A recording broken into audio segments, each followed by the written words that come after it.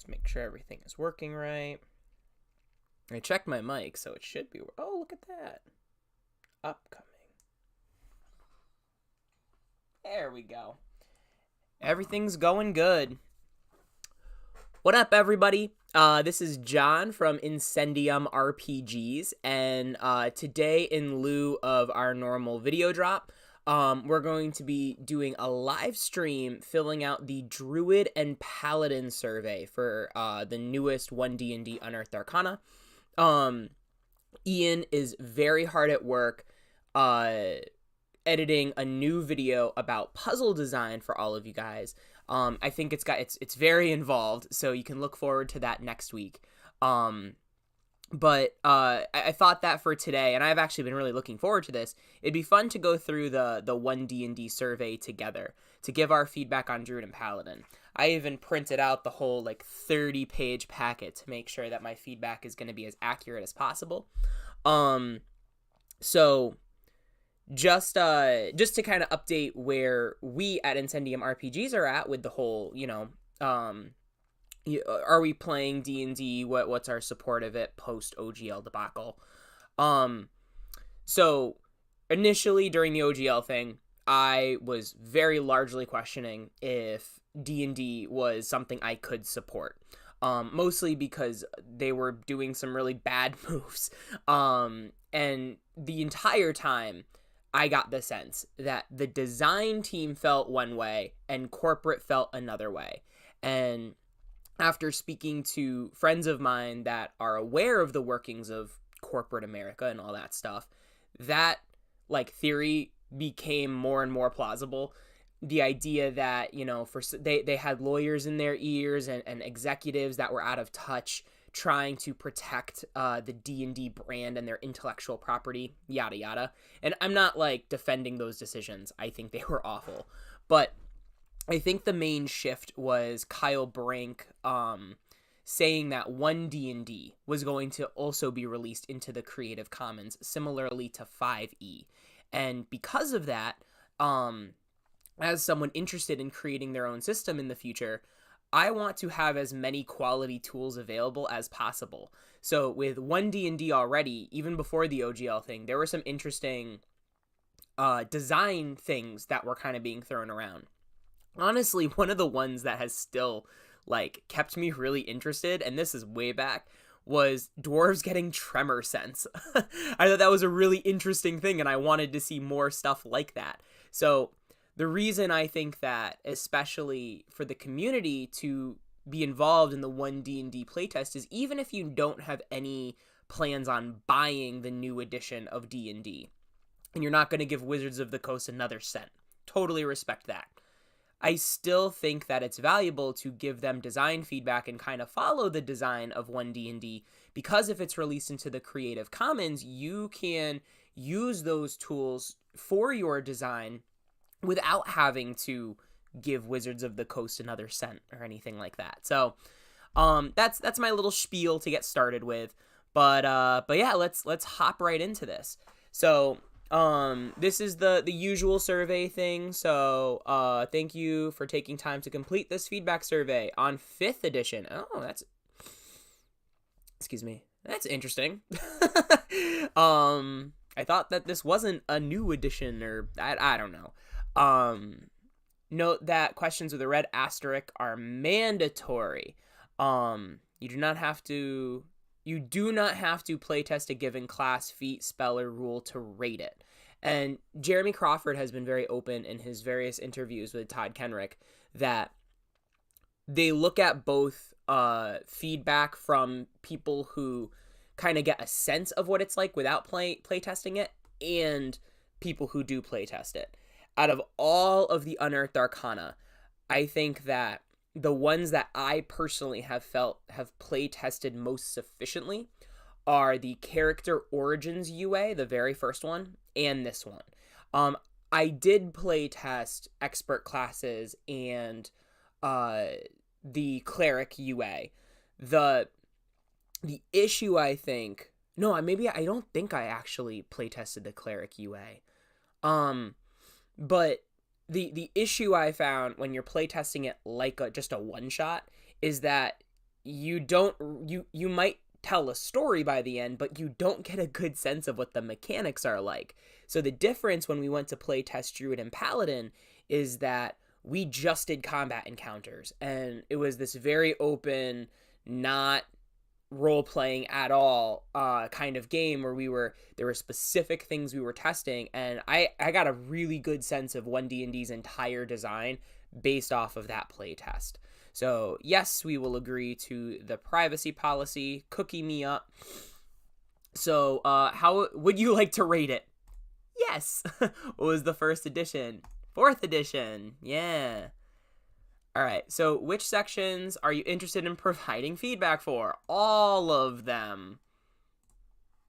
All right. So have you played a Druid character in 5th edition before this UA? And this is actually why I think it's important that they're saying, you want to get a sense of it. One of the things Jeremy Crawford said in the videos leading up to this survey, and I see it as a legitimate problem, but a lot of members of the community don't, is that Druid is the least played class in 5th edition because of its complexity.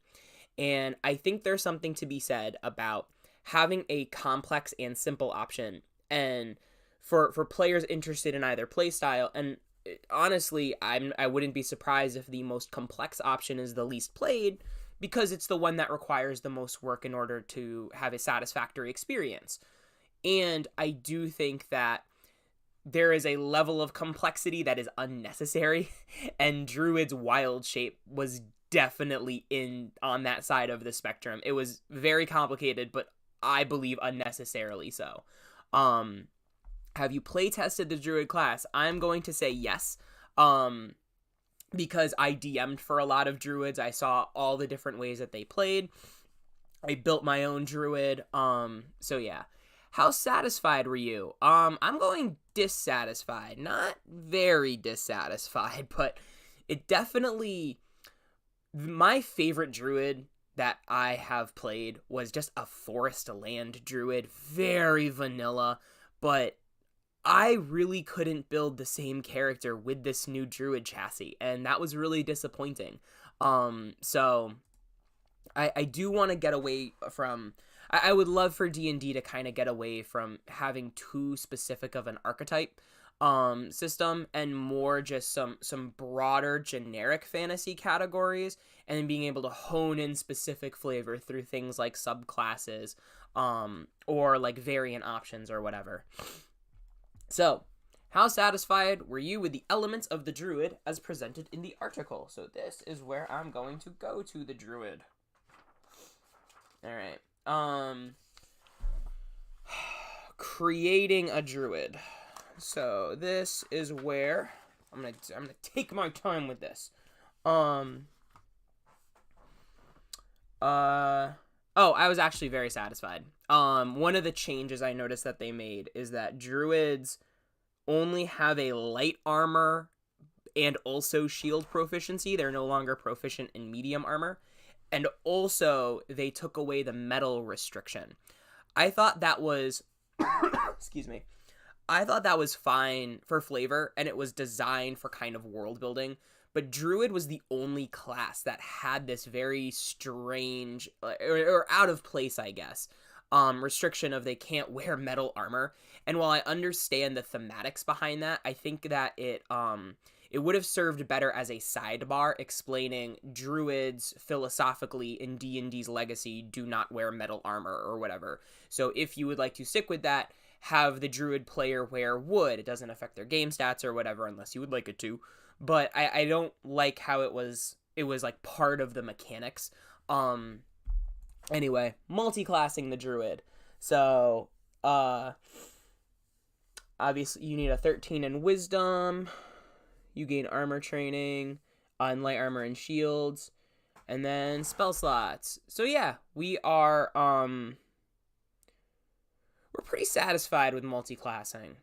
Alright, first level, Channel Nature. So I do really like the Channel Nature ability. I like how Wild Shape is now a subsection of Channel Nature instead of its own feature that you could also do alternative things with. I think that this is much clearer, and it makes the priest group have a unique, unified mechanic, similar to how the expert group had expertise. And it also makes me very interested to see what they're going to do with the warrior group. Druidic, I think, is just the same. It's a secret language. Whatever. I'm satisfied. I don't care. Spell casting. I'm actually dissatisfied with spell casting. So one of the design things that they did for Bard, and I noticed this right away, is that your spell slots equal your spells prepared. So if you have 4 first level slots, you also have 4 first level prepared. And if you have 3 second level, you have 3 second level prepared. And I hate this binding of spells prepared to spell slots. I as someone who's played a lot of druids, I love, say, having 6 first level spells prepared and 1 second level spell prepared, rather than having it it gave me more options when it came to preparing for the day, the adventuring day. And this whole thing about spell casting, just it made it so I couldn't play the character I wanted to play. And also, the primal spell list lacks some notable spells. The one that comes top of mind, because my old character had it and my new character couldn't, was Blight. Blight was missing from the primal spell list, and it's like, what's up with that? So, alright, so second is Nature's Aid, and this is where you get Healing Blossoms and Wild Companion. I was overall pretty satisfied. I like what they're going for. I would love to see those instead as first level Channel Natures. But yeah, and then Might of the Land. This was where your thing could multi-attack, right? Might of the Land. No. Your land form got climb speed and multi-attack. It was alright. And then aquatic form and aerial form, I feel like, are at appropriate levels. Did not like Tiny Critter. I thought that it was gained way too late to be useful, and I know Jeremy Crawford mentioned, like, tactical shenanigans. When you're an 11th level character, turning into a squirrel that can have better hit points than a normal squirrel and moving through spaces freely is not tactical shenanigans. This is the same level that Druid couldn't be casting, like, Wall of Thorns, or characters are dimension dooring. Like, so turning into a squirrel is not exactly the the thing that I think should be emphasized. Alternating forms, I guess it's all right. Wild Resurgence, when you use your Wild Shape. I was actually dissatisfied with this one. So this Wild Resurgence is when you use your Wild Shape. Primal magic radiates from you, allowing you to use Healing Blossoms as part of the same use of Channel Nature. I just, it takes away from the idea of Channel Nature being, like, different, like, general archetypes of the Druid: the Healer, the Beastmaster, the Shapeshifter. And by combining them, it takes away from the choice of doing those things. I think that would be a neat subclass feature. I don't like it as a chassis feature. So, oh, hello, Ian. Thank you for coming to the live stream. So coming back to it, we've got Beast Spells, which is you can cast somatic and verbal components in beast form. This is pretty standard for the whole druid game. And then 18th level Archdruid is whenever you roll initiative, you regain a Channel Nature, and that's different than getting unlimited wild shapes. And it also has you age more slowly. It's fine. I'm not sure how big I am on that being my big bazonga feature, but it is what it is. Alright, so Epic Boon, dissatisfied. I don't like this whole at 20th level everyone gets an Epic Boon design. It's just not something that I'm into. All right, comments on the Druid as presented in this Unearthed Arcana. All right, so as a long-time Druid player, I respect wild shape as one of the iconic features, but I don't like it as the, I'm going to use asterisks here, only iconic feature. Most druids I play are more nature magicians that focus on casting plant spells. I'll say nature spells. And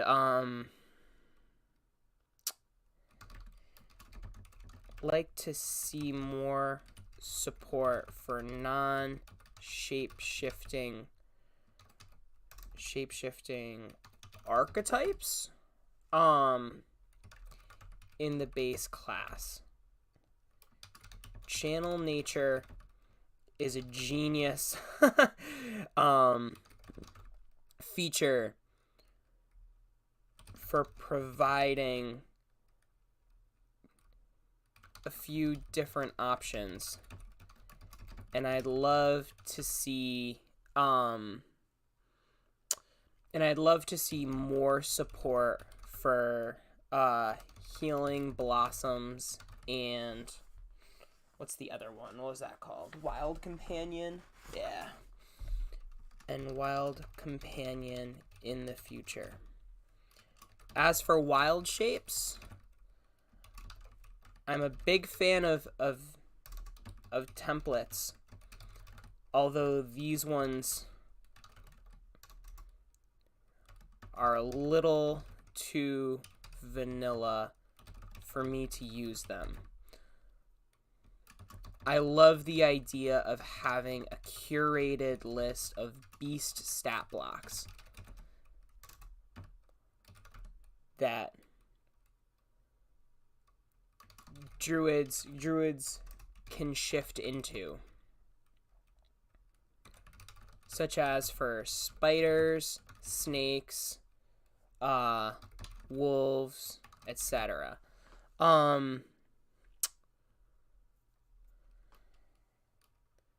For this would also allow the design team to grant access to tiny forms earlier, where they'll be more useful, such as right at first level. In addition, while I think the old design of swapping out the druid's hit points for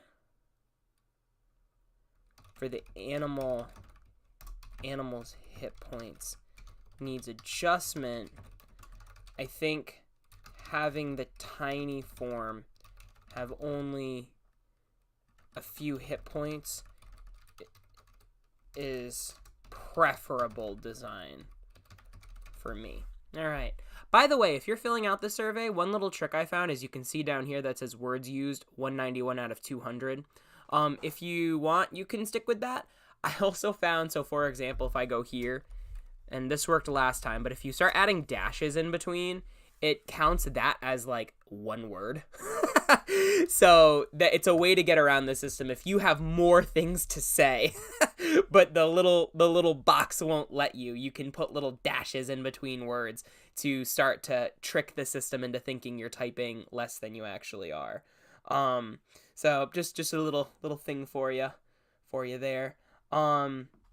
So how satisfied are you with the elements of the Circle of the Moon?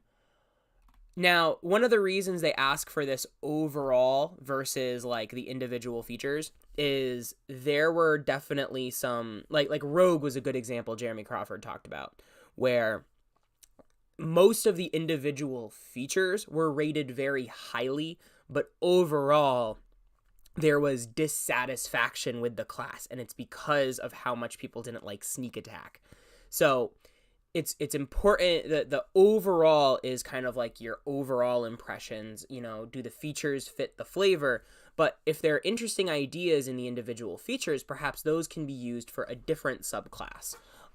So looking at Circle of the Moon, oh, these are the wild shapes. So Circle of the Moon overall. So this is combat wild shape, elemental wild shape. Overall, I think I'm satisfied. Combat wild shape is also satisfactory. Elemental wild shape. I know. Watching it in play, it was pretty cool to see. And the elemental strike was all right. Especially since I don't think that Druid should be doing the job of like fighters and paladins and like as a tank. I think that they can be a great pivot into tank. But I don't think it needs to be that out of place. All right, comments on Circle of the Moon. Combat wild. The quick attack feature of Circle of the Moon. Oh, the quick attack feature of combat wild shape is well balanced, but non-intuitive. Which they know. They said that they know, but I'm still going to type it because they should know. Also, the way abjuration spells work now, as a longtime player, this lends the class more to multi-classing and dissuades me from wanting. How do you spell dissuade? Because apparently I can't figure it out. From wanting to build to stick with this class. I think a suitable enough fix is to limit the abjuration spells to the primal list. Oh, speaking of which, last thing,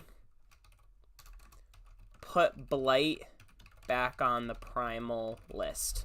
I used all 200 of my words. Yeah, because I was like, are you kidding me? Now, I think the spell lists are in this thing. Let me just double check that because I am positive. Here we go. Yeah, you go to the primal list. You go to level 4 spells. And it starts with Conjure Minor Elementals, not Blight.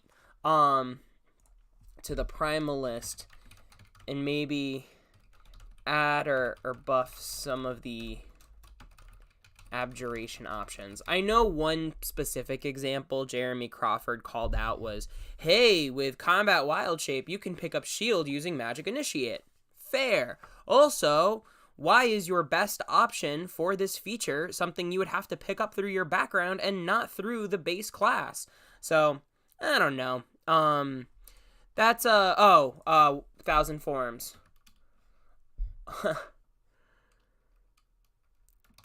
1,000 Forms is also kind of a lame 14th level feature.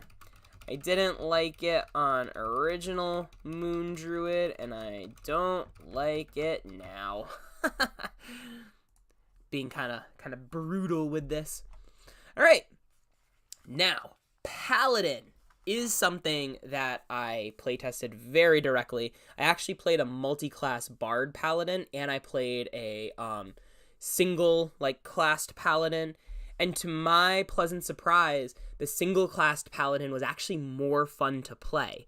So I really, to me, that's actually something positive. I think that multi-class characters have their place, but in terms of having a specific playstyle, I don't think that multi-classing should get you a better playstyle than what the playstyle should be for the single class. So, have you played a Paladin in 5th edition before this? Yes, I have. Have you playtested? Yes, I have. I was very satisfied with the Paladin. So, I know other people, I've heard that other people think it was overtuned. I think probably, yeah, a little bit, but I don't think that the issues are so bad that they can't be remedied easily. So, creating a Paladin, I was satisfied. Multi-classing in the Paladin,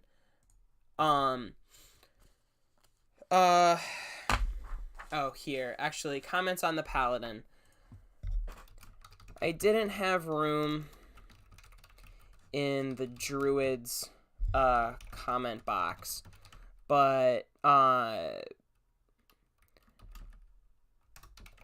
not a fan of spells prepared being equal to spell slots.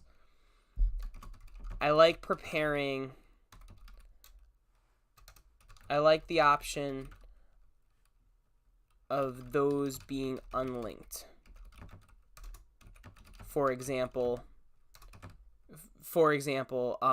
preparing lots of low-level spells,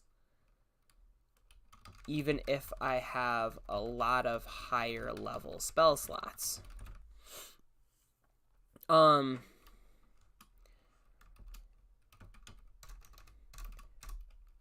When testing multi-classing with the new system,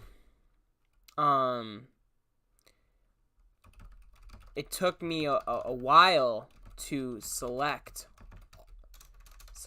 spells based on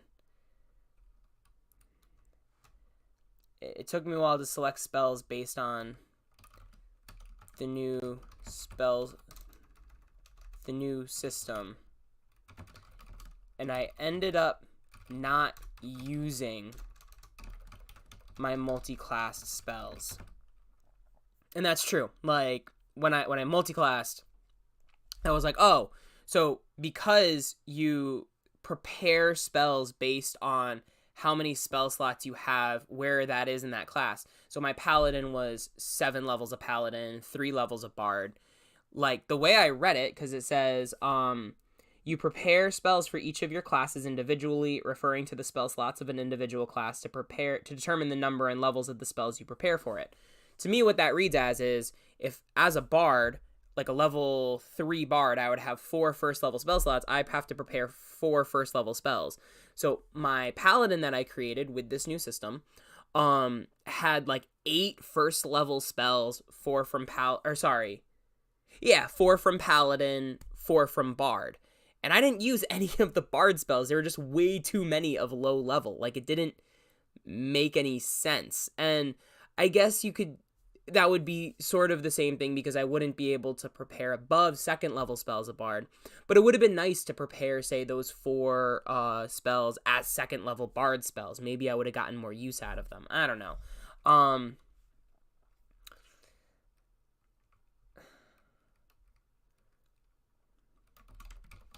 Maybe simpler, but it does limit build variety and made the characters I built less interesting. Alright, so I've used half my words just complaining about spell slots right now.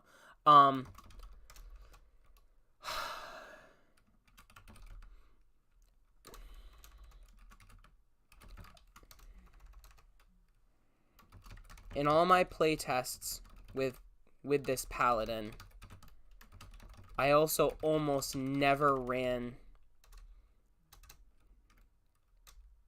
I also never got close to running out of resources. I think Paladin would be okay having half the number of channel divinities as cleric. Abjure foes as is also way too strong. Being able to daze a target even off of a successful save negated every deadly encounter we tested, which is true. Like, it would just be like, oh, this is a demon, it's like 4 CRs above what level it should be. It's got magic resistance, it gets a 21 on its wisdom save, and it's dazed. So just like that like, oh, it can move around, sure, but we're just gonna wall of stone and block it off, and now it can't see anything, so it can't teleport, so it's locked in its little cage of stone. So there we go. Like, that ability is like way too strong. So Lay on Hands, I think, was satisfactory. Spellcasting is still dissatisfactory. Divine Smite, I'm loving it, man. I don't care if it's ranged, unarmed. I love the versatility, and I am okay with it only being once a turn, especially knowing that the design intent is that it can crit. Fighting style, I don't know. I don't know how much I like this whole fighting style as a feat thing. Maybe it'll grow on me. But Channel Divinity, there was just a little bit too many of them. But I'll say in terms of the feature, I'm satisfied. Extra attack is extra attack. I really wish, I don't know, I wish you could get like a 3rd attack on most of the warrior groups, but fighter can get 4. I don't know, just the fact that you end at 2 feels kind of weird. Maybe it's just me. Faithful Steed, it's fine. Aura of Protection, it's powerful, but you can't stack them. It's fine. Treant Monk has this idea of using having Aura of Protection cost a reaction to use, so you can only benefit from it once a turn. I'll let him give that feedback. It's fine. Very dissatisfied with Abjure Foes. Way too strong. And then Radiant Strikes. What does Radiant Strikes do again?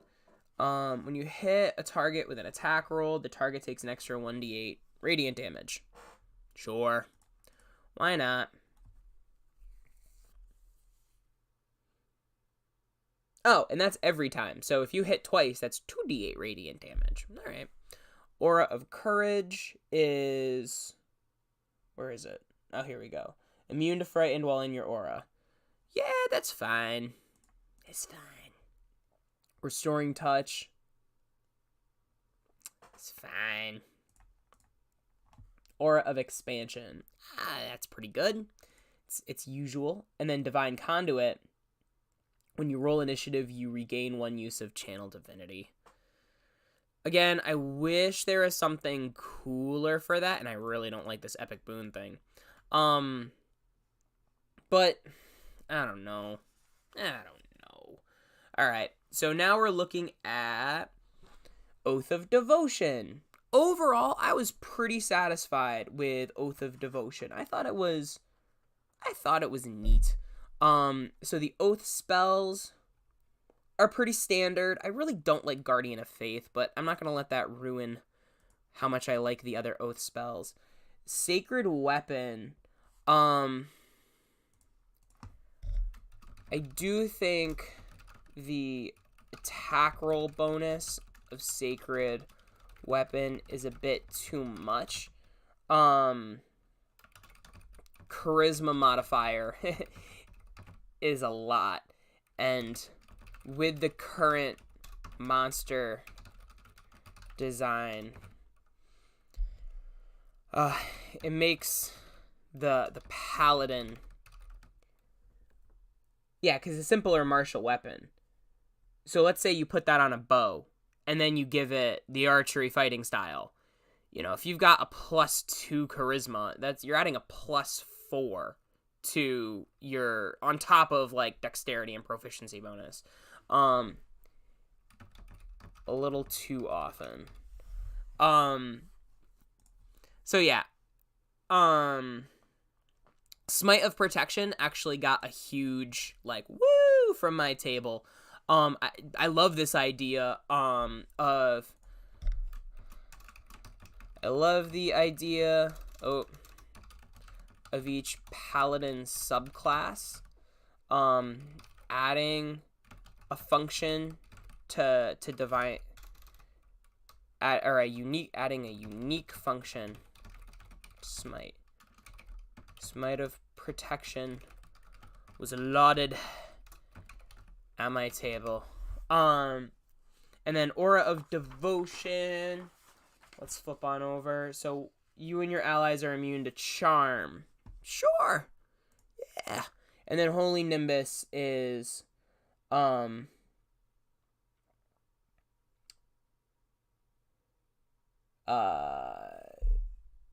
yeah.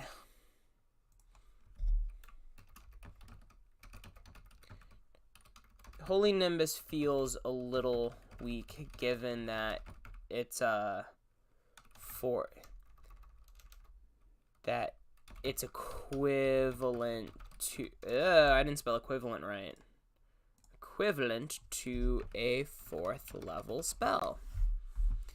I still think I'm satisfied by it, but I just think it offers sunlight and they take radiant damage. Now, again, Daylight is a 3rd level spell. I can't remember if that counts as sunlight or not, but I think if you're getting it at 14th level, I don't know. I'd want it to do something else, like maybe provide, instead of radiant damage, or in addition to radiant damage, maybe provide an AC bonus or something. I don't know what I want from it. That's their job. They're the designers. So, do you use feats when playing 5th edition? Often. I have played at tables where you don't use feats. It makes the decision making a little different. But I don't want to say always, because I often use them. How satisfied are you with the elements of the feats section presented in the article?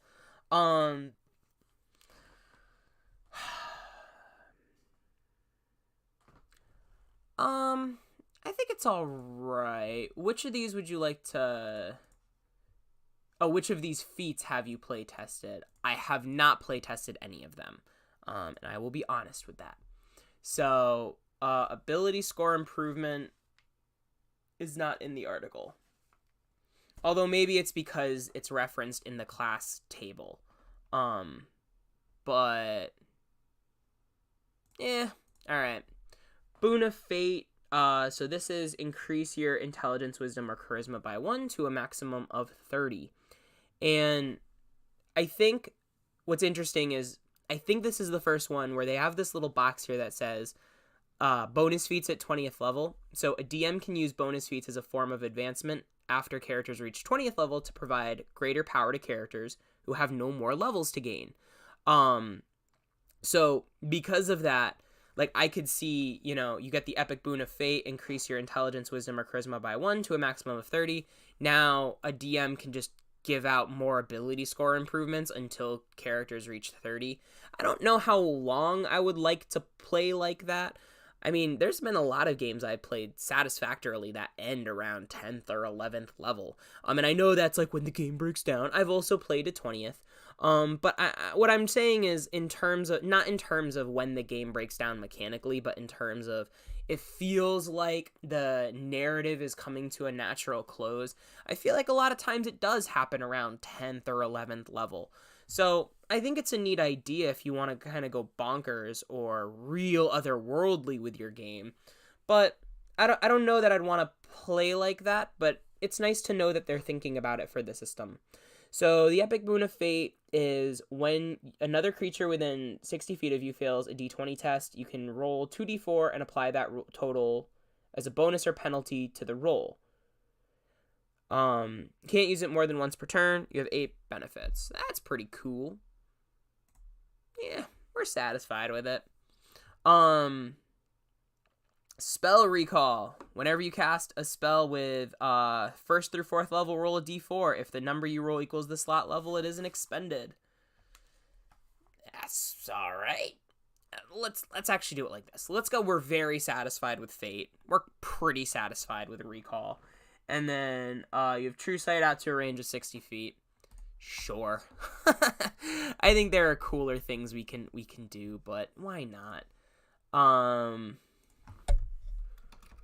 Boon of Fate is definitely the strongest, and the one I see most players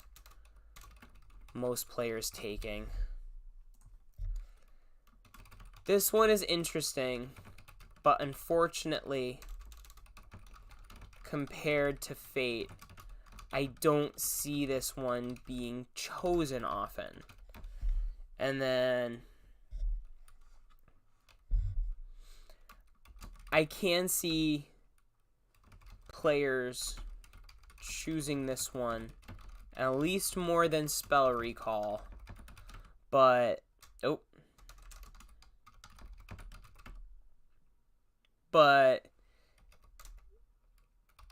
it's still much weaker than Fate. And the reason I say that is because True Sight is also a 6th level spell, so like you're basically getting a free 6th level spell on at all times. Whereas Fate, there's no spell like that. It's like, hey, I saw you made a thing. 2d4, you failed. Like there's no equivalent of it in the game. So, excuse me. How would you rate the following spells overall? Oh, now I have to look at spells. Oh no, I'm stuck on spell lists. Alright, so when I'm looking at Banishing Smite, so they've reworked all of the smites so that they work like Divine Smite, except they cost your bonus action and the spell slot level. But that way you can kind of pick, like, are you going to do like a status effect, like a condition, or are you going to just go raw damage for Divine Smite? So Banishing Smite, the target hit by the strike takes 5d10 force damage and must succeed on a charisma save or be transported to a harmless demiplane for the duration. They can repeat the save, ending the spell on a success. When the spell ends on the target, it reappears in the space it left, or if the nearest unoccupied space of that space is occupied. If the spell lasts on the target for a minute, and the target is an abjuration, celestial, blah blah blah, the target doesn't return. So they have to fail 10 saves for this to happen. Okay. Alright. I think I'm satisfied. I don't think I'm very satisfied. But yeah. Alright. Blinding Smite. The target hit by the strike takes an extra 3d8 radiant damage. Alright? And con save or be blinded until the spell ends, but it can repeat the save. Yeah, that's neat. It's a lot less damage, but it's kind of cool to be able to just like blind them. Find Familiar. Alright. I just don't like Otherworldly Scratch. But I do think that Find Familiar is kind of interesting. So, we'll say we like it. And we also like Find Steed, but again, Treant Monk has this whole thing about Find Steed, like what happens if an ally rides it? Do you use their initiative or your initiative? What do you do? Glimmering Smite is 2d6 radiant damage, and if it has the invisible, little typo there, the condition ends on it. Attack rolls have advantage. That is way strong. Oof. For the whole time? Yeah, up to a minute. That is really, I don't know where I want to put that. We'll put satisfied on it again. But that is pretty powerful. All right, so Staggering Smite is 1d6 fire damage. At the start of each of its turn until the spell ends, it makes a con save. On a failed save, it takes 1d6 fire. That's pretty weak. I don't yeah. Spare the Dying. I just don't like that they regain a hit point. I know that they changed the dying rules a little bit, but I think that people smarter than I have analyzed that this is too strong. Staggering Smite, so as you hit the creature, this is a 4th level. They take 4d6 psychic damage. They have to make a wisdom save or be stunned. That's a decent. This just shows I don't know how much I've actually played with paladins that don't Divine Smite. But Thunder Smite, so 2d6 thunder damage, knock them away, and have the prone condition. Love it. And Wrathful Smite. I actually really do like Wrathful Smite. I think Wrathful Smite is like the most underrated smite spell in the game. And I do like how, looking at these now, just filling out this survey, one thing I've always wanted is for the paladin, or the fighter, to be like the base fighter, to be more of just what the battle master presents, where you get all these maneuvers or stunts if you're doing Black Flag. And you largely do the same things with paladin, except these are magical effects as opposed to physical effects. Next, comments on Banishing Smite. I'm not sure how likely it is that otherworldly creatures, fiends, fae, etc., many of which have magic resistance, will fail the banishing save 10 times in a row in order to be banished. Not sure if there's another mechanical way to handle this. I just think that it's unlikely the spell can succeed if used in this way. Alright, so comments on Blinding Smite. I'm gonna go to Find Familiar. I think Otherworldly Scratch is just a silly name. It's not very serious at all. Alright, so we're looking at Blinding Smite again. I really don't have any comments on it. A+, Fine Steed. I have heard questions about what happens if an ally rides the steed. Does the steed go on their initiative or still on yours? Glimmering Smite, this one is way too strong as is. I like that it ends the invisible condition, but I think the advantage it provides is a bit overpowered.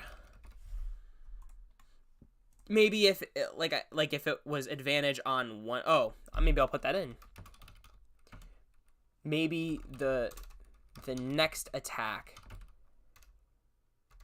Maybe if just the next attack has advantage, I'd be more okay with it.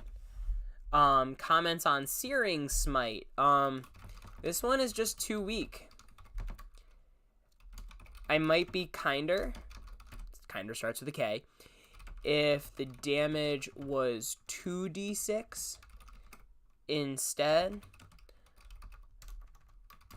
But I'd much rather use Divine Smite, which has a more reliable damage type, than risk having Searing Smite's continuous damage fail. Continuous damage, fail to work.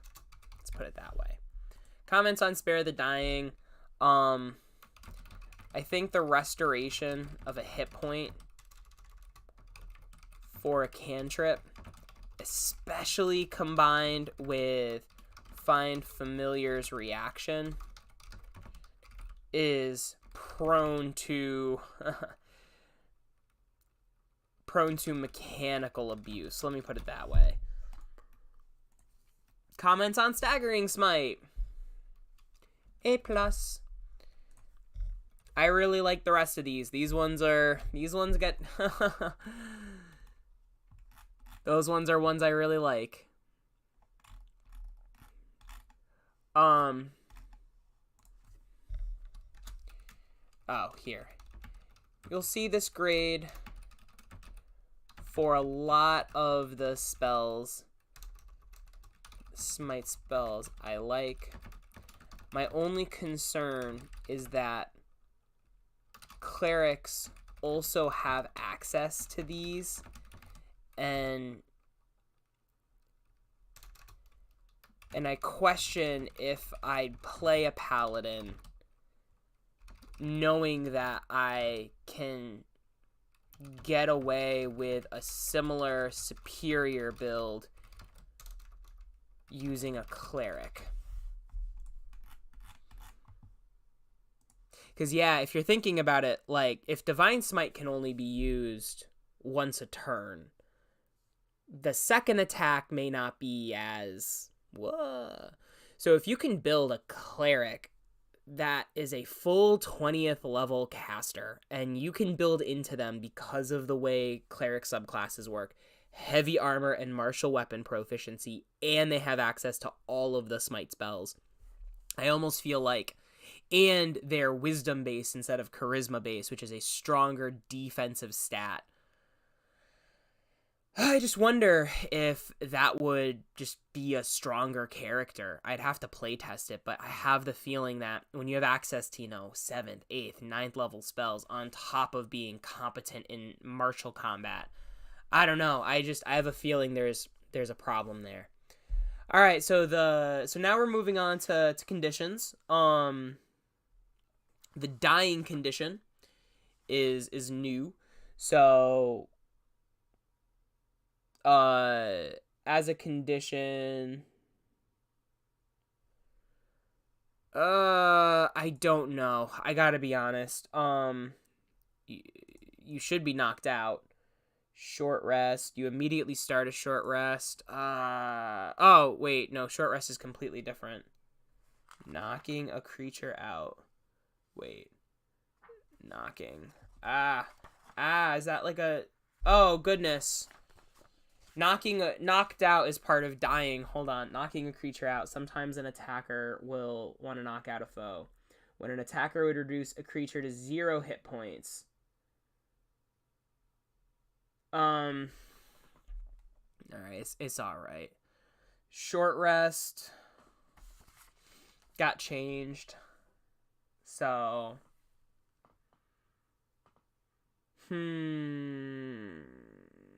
spend hit dice. I think it's alright. Telepathy. Where's telepathy? Which allows a creature to communicate mentally.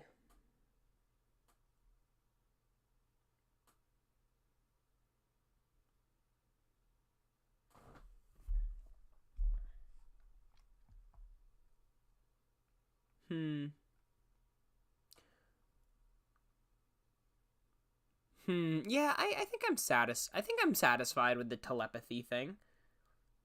I don't see anything in there that jumps out to me as like, unconscious. So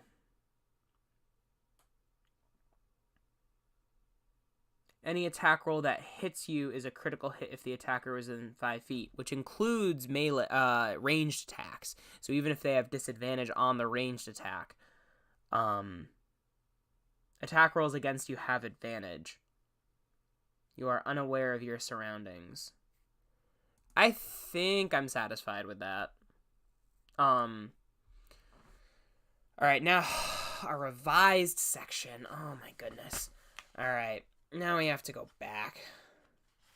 This is where this gets a little bit long. All right. D20 test. The term D20 test encompasses the 3 main D20 rolls of the game.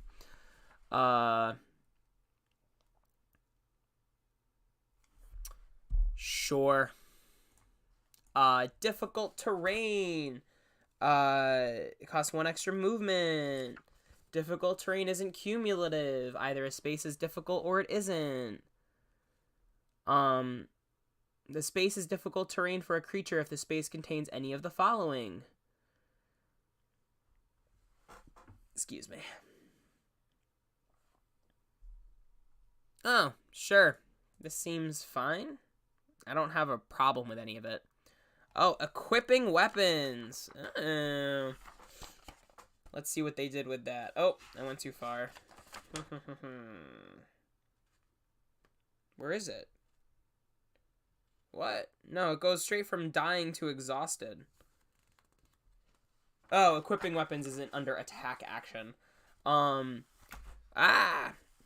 So you can equip or unequip a weapon before or after each attack you make as part of the action. If you equip a weapon before an attack, you don't need to use it for that attack. Equipping a weapon includes drawing it from a sheath, picking it up, or retrieving it from a container. Unequipping a weapon includes sheathing, stowing, or dropping it. This, I don't know what they changed, but there's something to do with equipment juggling. I think this system is fine. I think that for dual wielding, I don't know how it'll interact with the dual wielder feat, but I think it's fine. Fly speed. Ooh.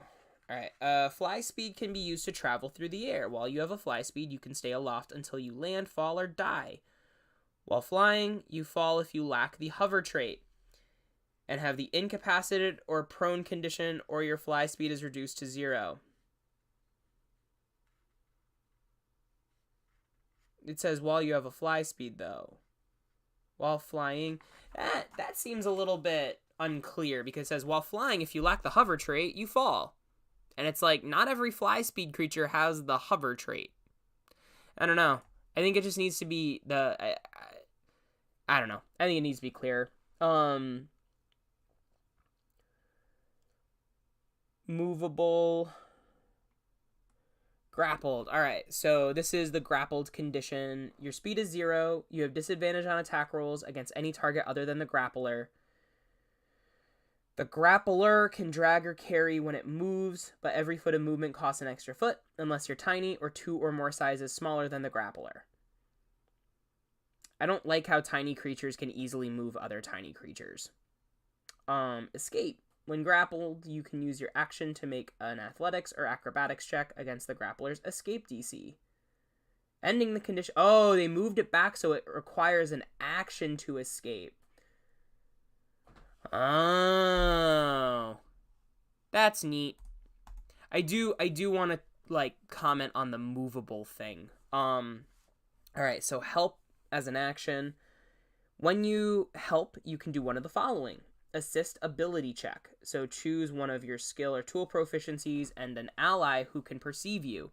You give advantage to the next ability check that ally makes with the chosen skill or tool. So it requires a proficiency, which is something I've house ruled for a while. This benefit expires if the ally doesn't use it before the start of your next turn. To give this assistance, you must be near enough to the ally to assist verbally or physically when the ally makes the check. And the DM has final say on whether your assistance is possible. Love it. And then you can assist an attack roll. You momentarily distract an enemy within 5 feet of you, granting advantage to the next attack roll by one of your allies against that enemy. This benefit expires at the start of your next turn. I actually really like that. A+. Heroic advantage. When you have heroic advantage, you can expend it to give yourself advantage on a d20 test. You decide to do so immediately after rolling the d20. Oh, I think this is old, but I do like that. A DM can award heroic advantage to a player character who's done something that is particularly heroic or in character. Some game features also award heroic advantage. And then you can never have more than one instance of heroic advantage. And if something gives it to you and you already have it, you can give it to a player character in your group who lacks it. So yeah, humans, if they don't spend it and they just keep resting, they can start handing out heroic advantage. I don't know how I feel about that, but we'll give it satisfied for now, because I feel like that can be broken. But I'm not gonna, like, judge it too harshly, because I haven't seen how it's broken yet. So, incapacitated. No actions, bonus actions, reactions. No concentration. You can't speak. If you're incapacitated, when you roll initiative, you have disadvantage on the roll. Oh, that's it. Yeah. Is what it is. Long rest. God, man, I'm bouncing around this thing so much. I'm going to give myself a paper cut. A long rest is a period of extended downtime. At least 8 hours long. During a long rest, you sleep for at least 6 hours and perform no more than 2 hours of light activity. During the sleep, you have the unconscious condition. To start a long rest, you must have at least 1 hit point. I think that's the change. You regain all lost hit points, regain all spent hit dice. HP maximum returns to normal if it was reduced. Ability scores restored. Exhaustion reduced. Special features are recharged. After you finish a long rest, you must wait at least 16 hours before starting another one.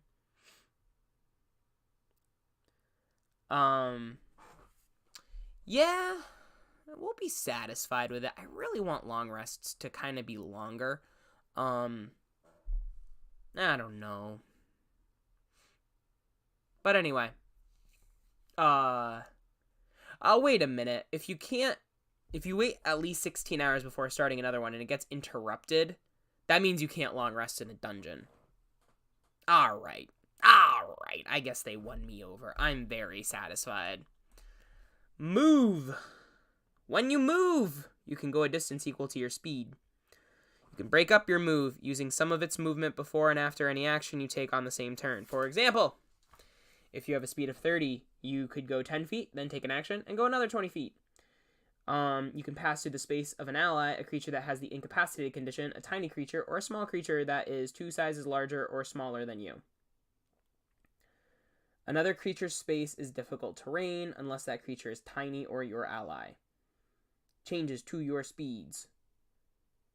If an effect increases or decreases your speed for a time, any special speed you have increases or decreases by an equal amount for the same duration. For example, if your speed is reduced to 0 and you have a climb speed, your climb speed is also reduced to 0. Yeah, alright. Move. Satisfied. Unarmed strike. It's gonna ask for comments on these after. Unarmed strike. How long have I been going? Probably pretty long. Oh, very long. Alright, so unarmed strike is a melee attack. Whenever you use your unarmed strike, choose one of the following options for its effect. You can damage somebody, so your bonus to hit equals strength plus proficiency bonus on a hit the target takes. Bludgeoning damage equal to 1 plus strength mod. The target must succeed, for grappling, it must succeed on a strength or dex save, or it has the grappled condition. The DC equals blah blah blah. This grapple is possible only if the target is no more than 1 size larger, and if you have a free hand to grab it. And then shove. This shove is possible only if the target is more than 1 size larger than you. But you cannot get prone. Oh, that's so cool. Oh, that's so cool. I love unarmed strikes in this. Comments on knocking a creature out. What?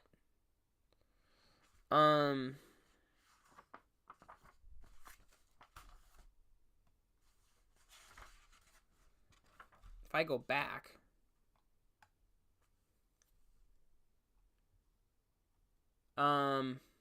What if I put dissatisfied? Will it then ask me? Yeah, why does it only ask me a few of them? Huh, back. What'd I put for telepathy? I said I was very satisfied about telepathy. Whatever.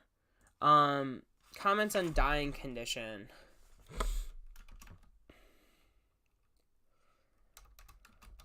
Alright, this is a gut thing. But I feel like...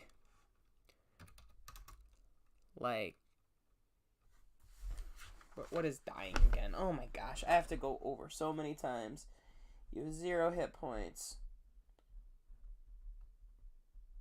Oh, maybe I am satisfied. Maybe I don't need to... Hold on, back. Maybe I am satisfied. It's the unconscious that I don't like. Comments on the dying condition. None. Knocking a creature out. Oh.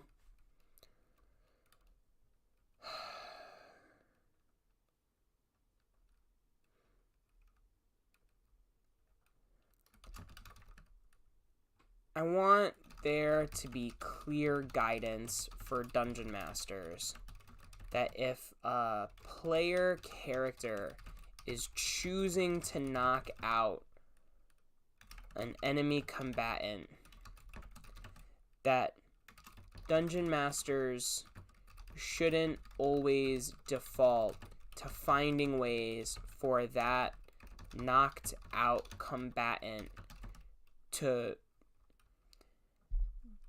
become hostile again and force them to be killed. I think that's my only thing with this is perhaps there can also be some spells that specifically knock out a creature that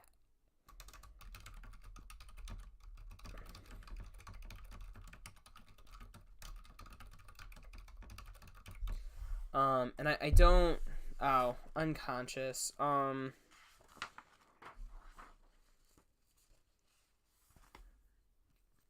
Yeah, I don't have... I like these things. That's why I don't want to comment on them. Comment... Oh, here we go. Comments on D20 test. I don't have any comments. Some players... No, some DMs have expressed concern with weapon juggling, which trivializes the equipping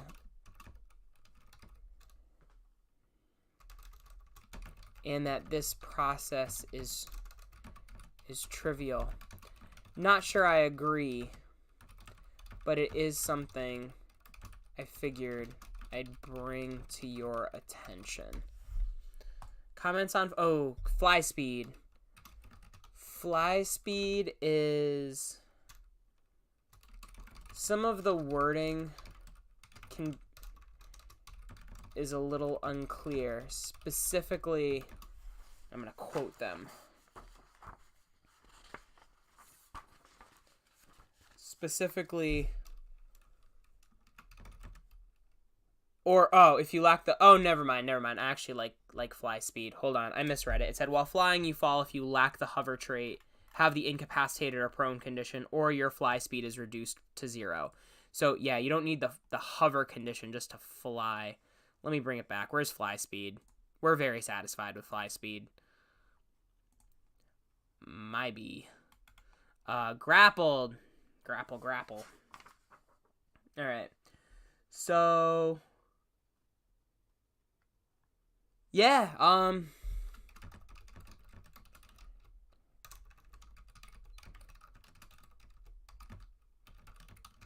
has been returned to costing an action. Love that helping requires proficiency in the skill or tool you're helping with. incapacitated. Wait, let's go back to dying for a second.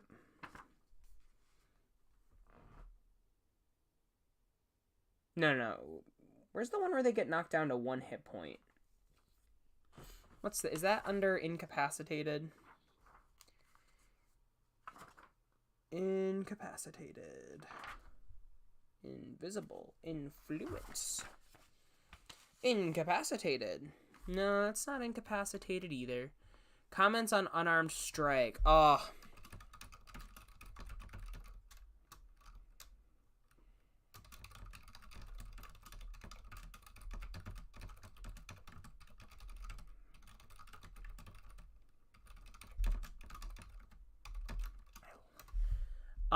Comments on incapacitated.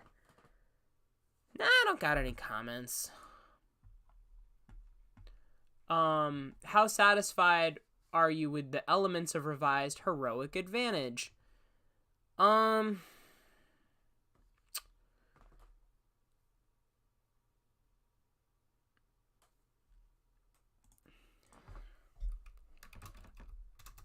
preferred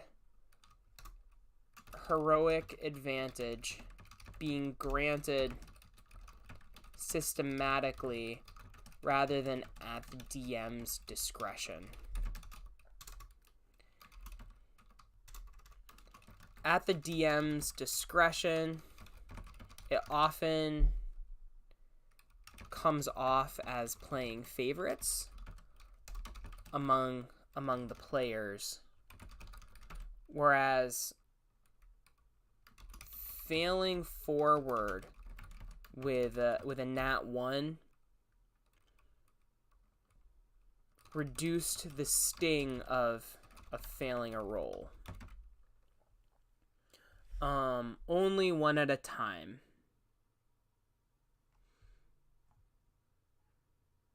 You can never have more than one instance of heroic advantage. Oh. That being said, I like that if someone already has heroic advantage, they can grant it to another player. Yeah, it's basically a free reroll. Oh, hold on. Also, please keep the feature that heroic advantage can be decided to be used after rolling the d20. Alright, so next. Long rest. How satisfied are you? Benefits of the rest and interrupting the rest.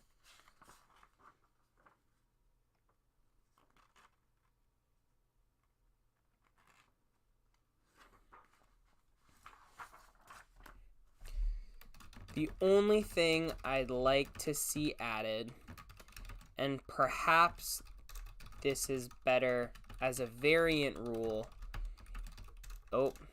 is to have long rests only available in safe zones, such as towns, cities, shrines, and other pre-designated locations, rather than trying to long rest in a dungeon. Although the 16-hour minimum after attempting a long rest may prevent this already. I started implementing that thing about you got to be in a safe zone, and my games just run smoother now. It just, like, there's never an argument. There's never a, well, can we long rest? Well, I might use Liam's tiny hum. Yeah. It just, so much better. You got to find an inn. So yeah. How satisfied are you with the elements of revised move? Oh, here we go. Changes to your speed. The one thing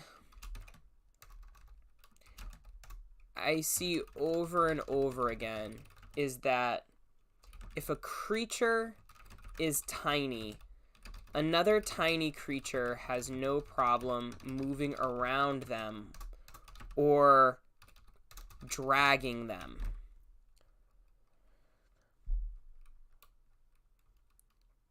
I think the system would be clearer with just saying if the creature is 2 sizes bigger or smaller. Or if it said, or if the creature is tiny unless you are also tiny. I can see why a small creature could easily move through a tiny creature's space, but I have a harder time seeing why a tiny creature can easily move another tiny creature it has grappled. Perhaps there's an explanation video. Yeah. Nah, just leave it at that. How satisfied were you with elements of a short rest? Benefits of the rest?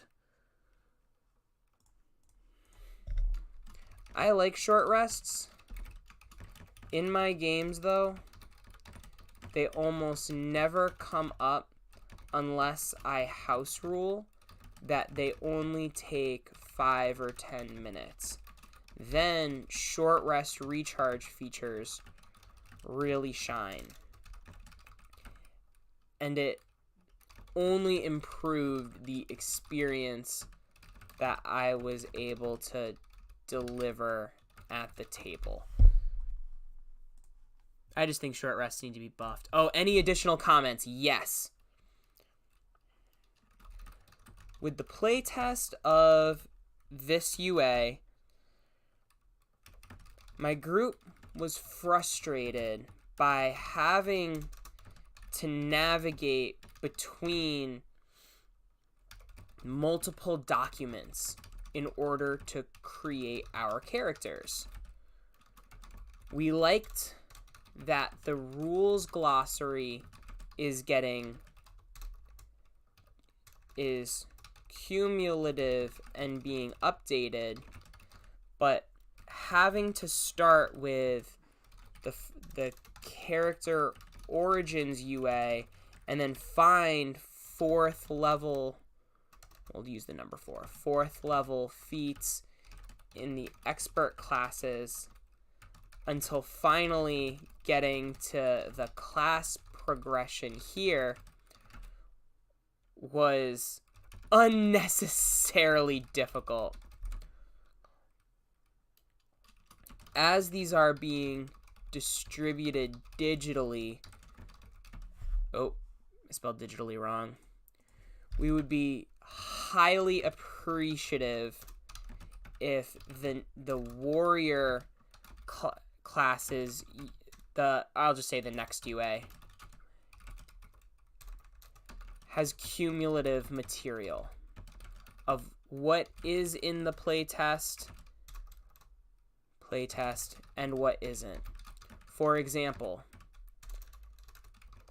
if Ardlings are no longer in consideration, perhaps they can be removed and the updated Dragonborn can be included to replace the original Dragonborn. The new material can be on the first few pages, but having to navigate multiple documents is becoming unwieldy. So yeah, that's my assessment of the Druid and Paladin UA. Again, having like seeing what they're doing with everything, I'm cautiously optimistic about 1D&D. And then thank you. Oh, and it's gonna ask my age and stuff. I know Druid is like way different, and everyone's like, this is a worse Druid. They nerfed it. Blah, blah, blah. They're trying something new, man. That's why it's a play test. It's not the material. So sometimes, like, the best thing to do for design is to make something that you try, and you learn a lot by what you get wrong, a lot more than what you get by, like, making it right. So, you know, I just think that when it comes to the design process, it's a process that's supposed to have hills and valleys. So just keep that in mind while you're filling out your survey. I would personally appreciate it if during the additional comments section, you also just include having the playtest documents start to become completely cumulative. So by the end, maybe the last document is like one big master doc of maybe what the player's handbook would look like, or at least the SRD that will be released to Creative Commons. But yeah, so that's it. That's my view. I'll fill in my age and stuff in a second. But I want to know what all of you have to think when it came to Druid and Paladin. What were your thoughts on the playtest? Let us know in the comments below. Have an awesome day, and look forward to Ian's puzzle design video that will launch next week. All right. Until then, bye-bye now.